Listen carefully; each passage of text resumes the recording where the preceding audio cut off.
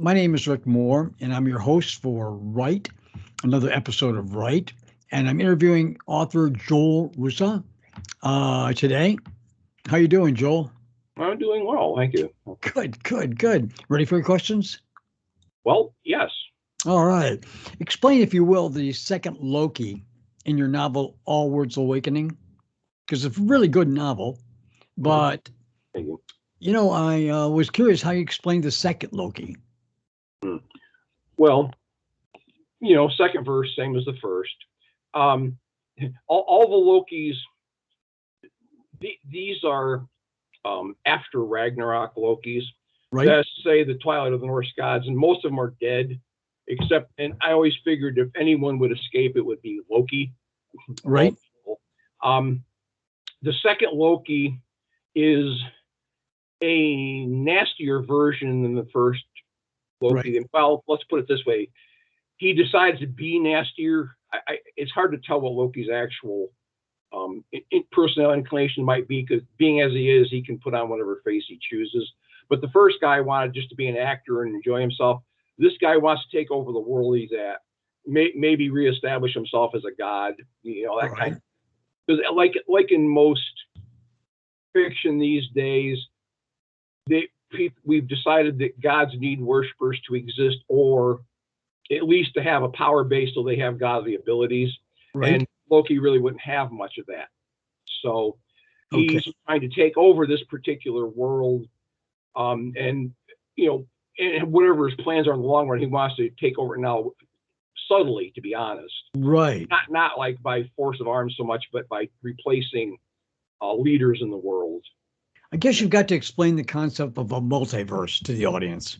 Oh, well, okay. And how it's possible to have various iterations of one character. Okay. Well, the multiverse is, I can't remember where the term came from, but I may have even made it up at one point. It's been around for years. Essentially, our Earth is one dimension, and they've always said that every possible moment in time, every choice creates a splintered pathway with multiple realities, depending on what kind of choose. Do I want ham or do I want liverwurst? All right. And the world may change from that point. And there are worlds that have either sprung from certain decisions, like maybe a world that never had World War II. Right. World War I was a fluke, to be perfectly honest. Like killing the Archduke Ferdinand almost couldn't have happened. It was the strangest thing. I won't go into that, but there could have been never a World War I. So there are worlds where these things have never happened from these splintered time moments.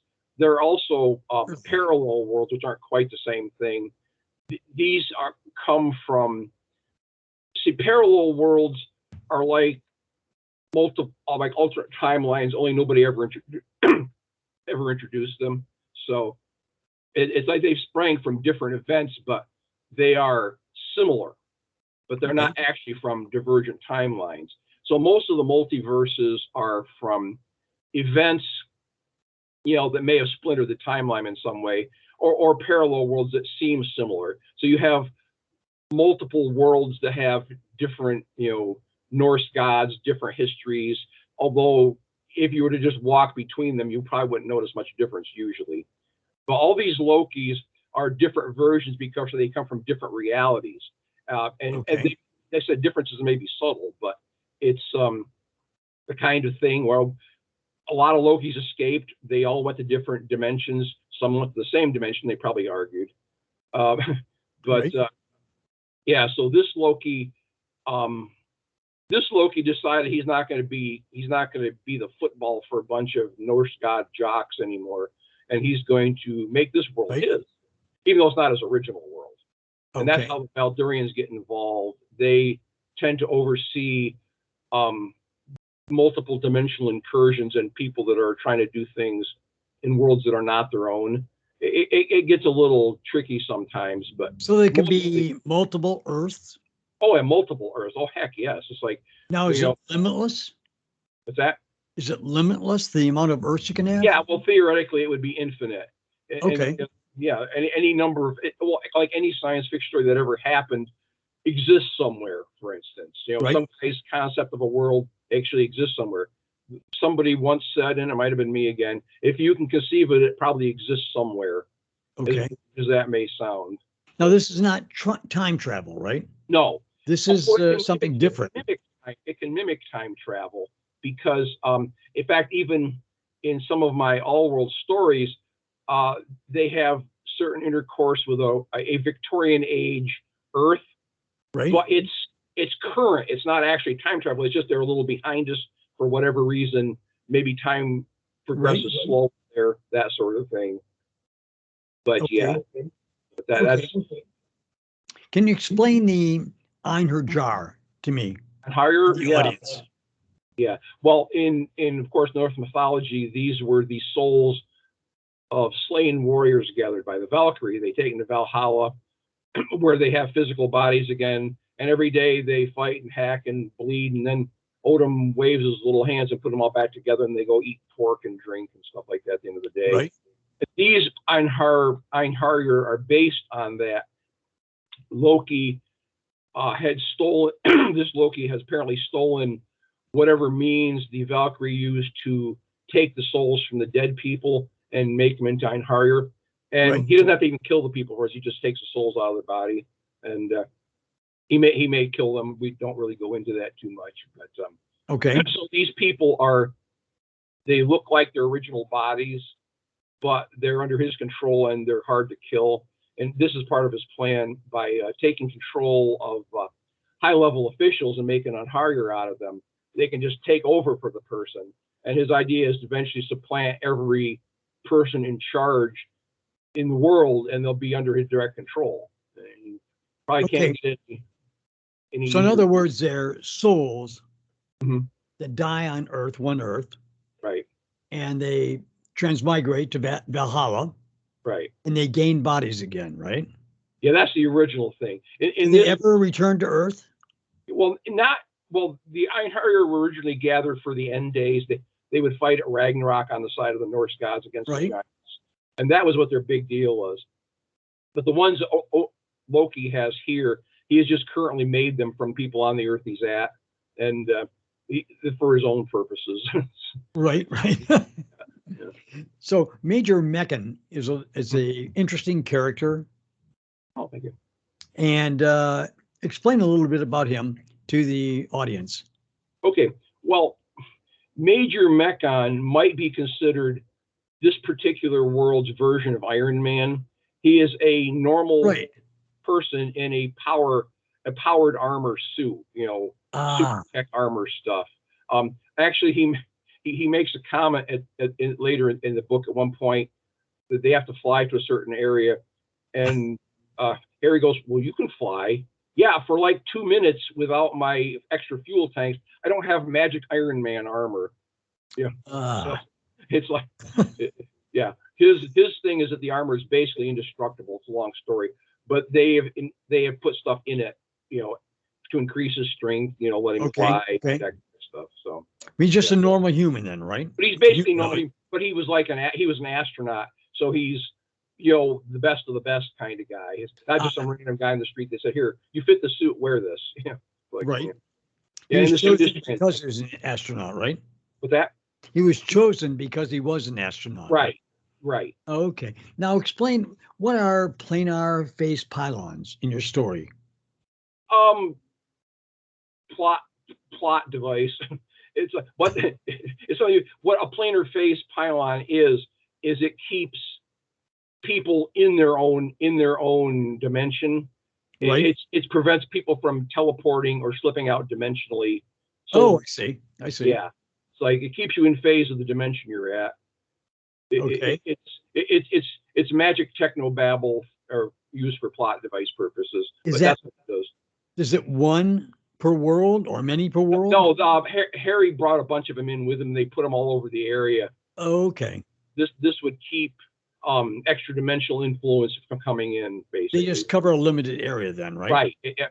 Yeah. I don't define how big, but it depends on how widely they're spread. So. Okay. Tell me about the eye that Harry uses. This is the eye of Oversight. There, you're the one.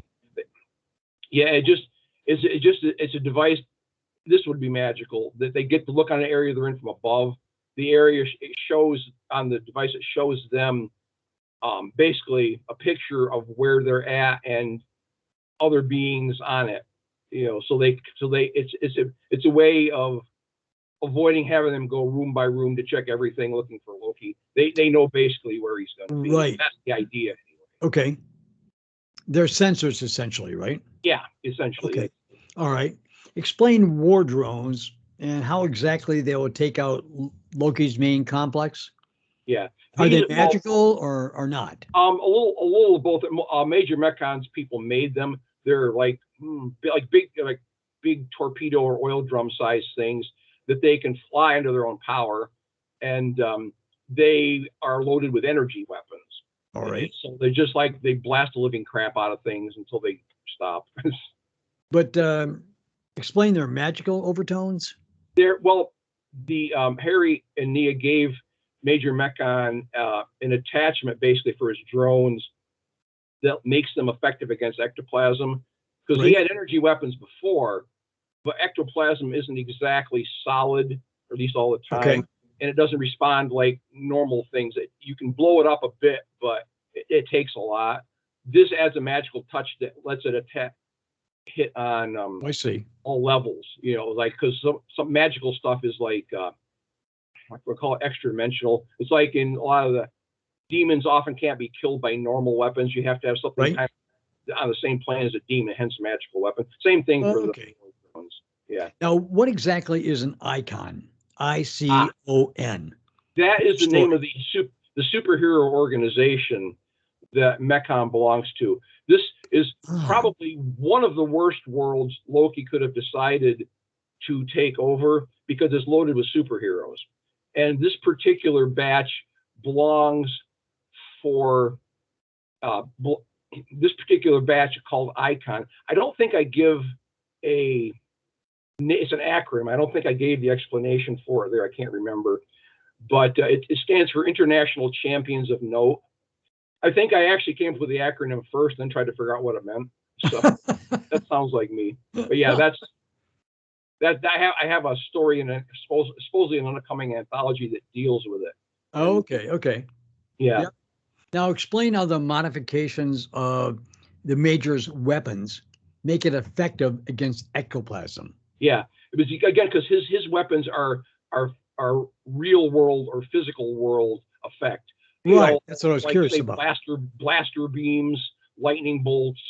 I was curious how it could be effective against ectoplasm, which is non-corporeal.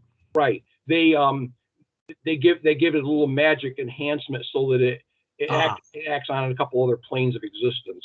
So ectoplasm is no protection. Yeah. Okay. Now, if you tell us a little bit about what the full stars are and what are their strike forces. Okay. Well, the full stars are the Valerian family.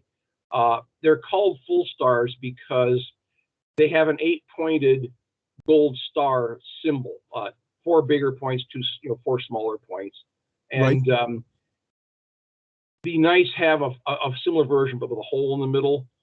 So so the Valerians are full stars. And they usually call them full stars because saying the name Valerian can raise all kinds of attention in some places. They're like, what? Right.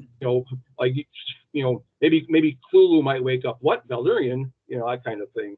But, so they tend to not use it a lot. And it's got a nod kind of to H.P. Lovecraft. Not particularly him, but wake up, but like Cthulhu. But that's just for right now. But that's for any like extra planar beings. I just like using Clue as an example because it's fun. But Valerian strike forces.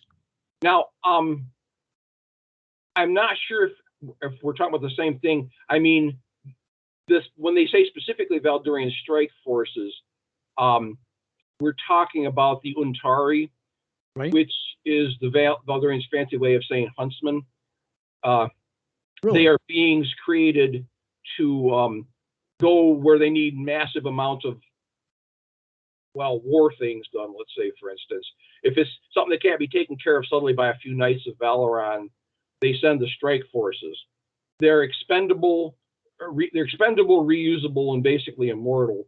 But it's a long story. But yeah, the Knights are also kind of a strike force, but the specific strike force are the Untari. They don't really figure into this book particularly, but they are pretty extensively used in the third. And they just get mentioned in this one mostly, I do believe.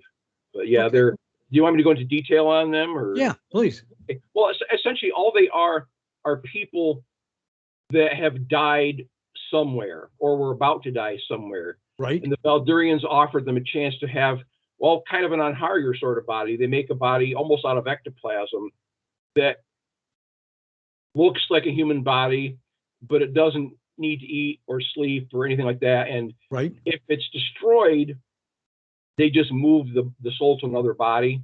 Okay. They carry little bags with them, soul sacks and they just collect them up later and put them in a new body.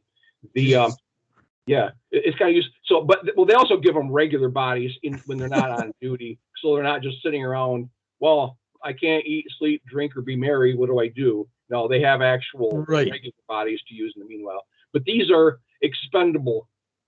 They don't mind sacrificing themselves, and no generals have to feel guilty about sending that troop. They're all going to die. That's okay. We'll use them again tomorrow. Okay. All right. Kind of, they're not infinitely replenishable though, so they have to make new bodies. It takes a while, but well, in the warehouse, Harry materializes in the warehouse.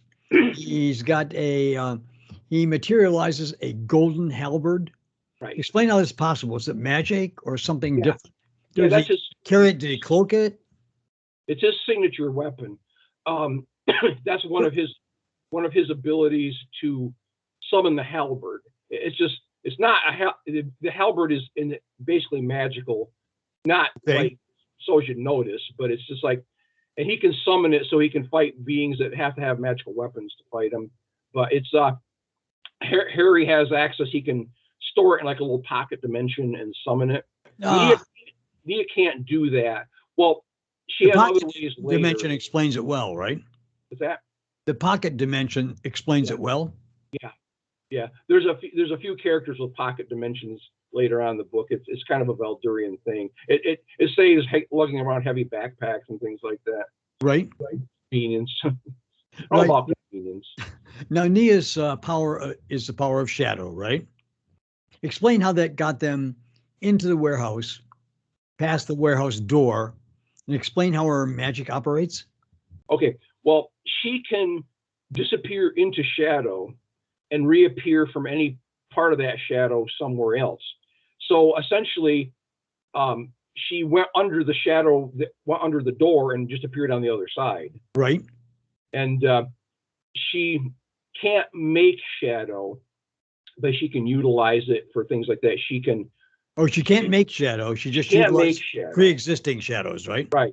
You know, she can use any light source and something to block it gives her a shadow. So okay. Yeah, night doesn't count, and there's varying degrees of how much being inside a building would count either, because it's basically if it's not just shadow, you know, it's but it's a little tricky.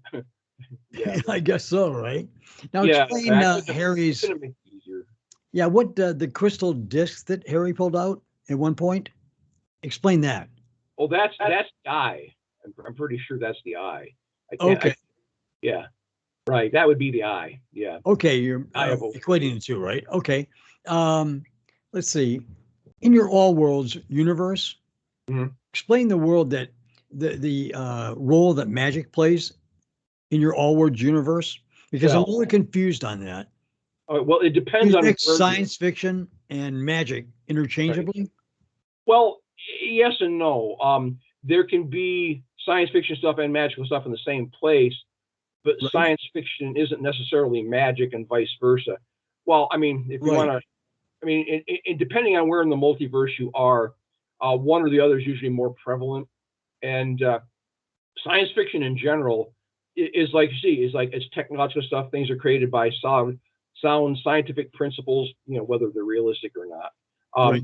Magic generally pulls on other forces that most humans don't understand. Although sometimes if you look at them both, there is a science to magic. You know, you have to learn how to use it. Right. So it could be they're both just different versions or different ways of using the same thing. I mean, some of your weapons are reality based, and some of them have magical overtones to it. Right. Yeah, it depends on where you're at and what character we're talking about there. I mean, it's pretty safe to say that most things the knights use are magic based, even though they may give the appearance of being technological. It just depends on the character, and they understand technology, but they don't always use it an awful lot. Now, you said earlier that there can be many Lokis, right? There can be an infinite numbers of Lokis. There could be, yes. There probably is somewhere. Okay. Are the Valerian Knights responsible for them all? Well, considering there's a finite number of knights, there's only so many Lokis they can deal with. In this case, there happen to be 3 that they're dealing with this particular day.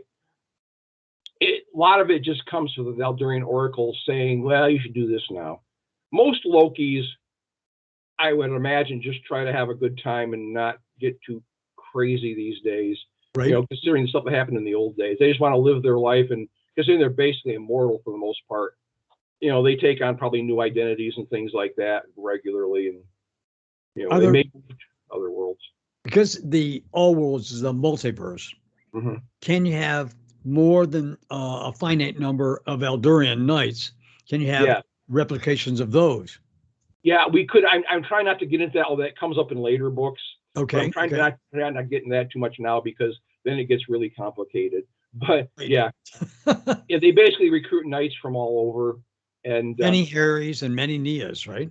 Yeah, that would be complicated.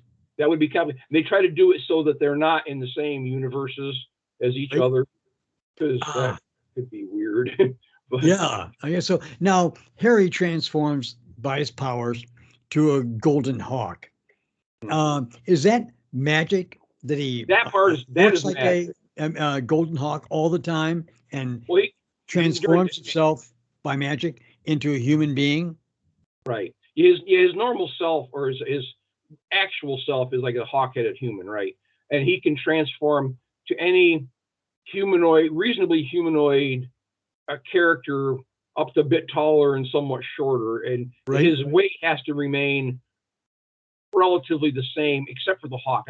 It's a completely separate ability, though it seems to be like it's the same shapeshifter.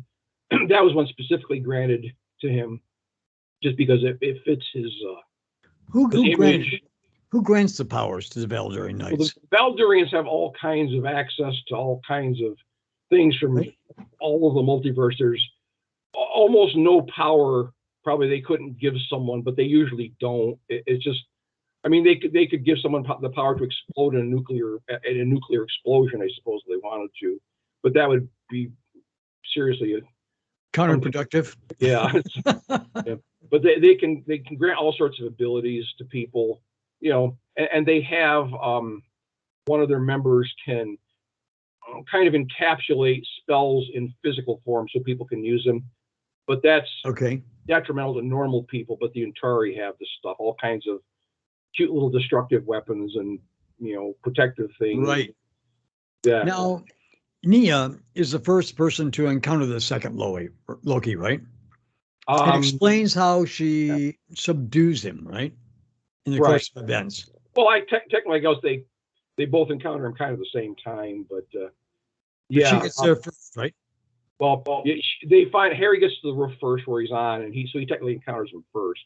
But and I had some people complaining about this, that Loki turns into a falcon to escape, and Harry turns into his hawk form to go after him. Well, falcons are a lot faster than hawk, which is true.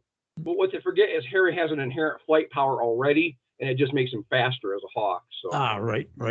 So then he takes down Loki long enough for Loki to put up. He ruins Loki's Armani suit. I know, he just has no respect for personal property. Yes. But Loki managed to put up a good old force field, and that's what Harry's struggling with when Nia shows up again later on to help out. But I gave Loki a I'm going to call it a typical dome-shaped force field. It's clear. Right. So this is where, if Harry tries to use his light powers, though, Loki explains he's very conversant in science fiction, and he knows that light can go through a clear force field. But this one goes opaque when light hits it.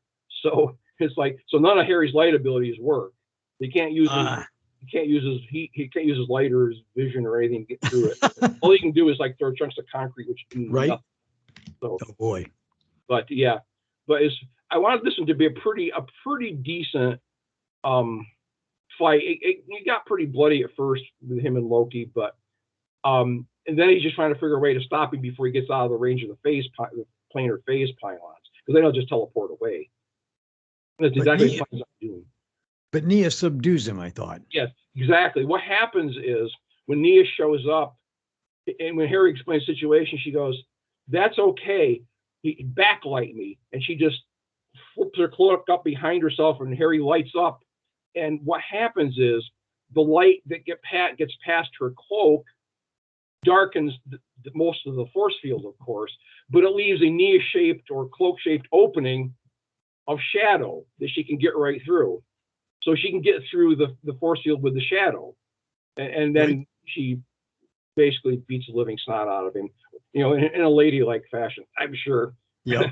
Yeah. Then she puts him in some kind of handcuffs, right? Yeah, the Valerian Knights all come equipped with neutralizer cuffs. These are for annoying people that have superhuman abilities that are hard to deal with. So once crystalline? Yeah, Chris, they're actually. Yeah, they're actually. I think I called it Valdurium. Yeah, right. That's the original. But it's extremely hard to break, even if you don't have magical strength.